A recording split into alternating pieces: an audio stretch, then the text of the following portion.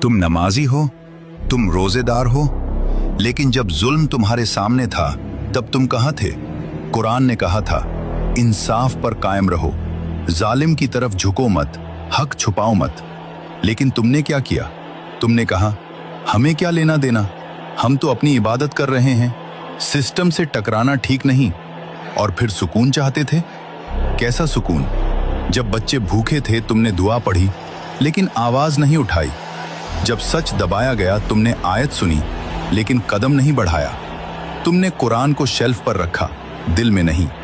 तुम सजदे में गए लेकिन जुल्म के सामने नहीं।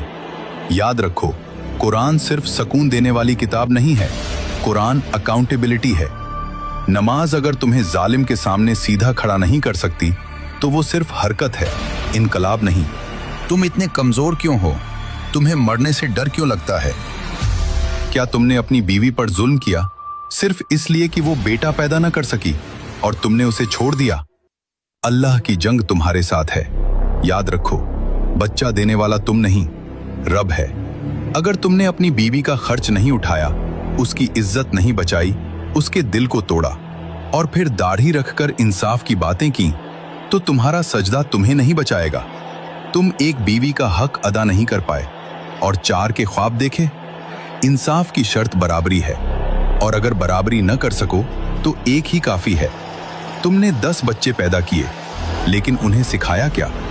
क्या तुमने उन्हें बताया अल्लाह कौन है, सच क्या है, झूठ क्या है, जुल्म के सामने खड़ा होना क्या होता है? या बस उन्हें दुनिया की दौड़ में छोड़ दिया? अगर तुमने उनकी तरबियत नहीं की तो अल्लाह की जंग तुम्हारे साथ है। तुम अपनी बहनों की हिफाजत नहीं कर पाए, उनकी आवाज नहीं बने और मुंह फेर लिया, तो अल्लाह की जंग तुम्हारे साथ है। हर नजर, हर शब्द, हर लापरवाही लिखी जा रही है। तुम एक्सीडेंट नहीं हो, तुम जिम्मेदारी हो। औरत तुम्हारी जिंदगी में एक फूल जैसी नेमत है। अगर वो तुम्हारी वजह से मुरझा गई तो उसका हिसाब तुमसे होगा। याद करो वो वादा जो तुम अपने अल्लाह से कराए हो। तुमने कहा था, मैं उठाऊंगा आपकी अमानत, मैं निभाऊंगा हर वो वादा, मैं जुल्म के खिलाफ खड़ा रहूंगा। हाँ, आज वही वादा तुम्हें याद दिलाया जा रहा है।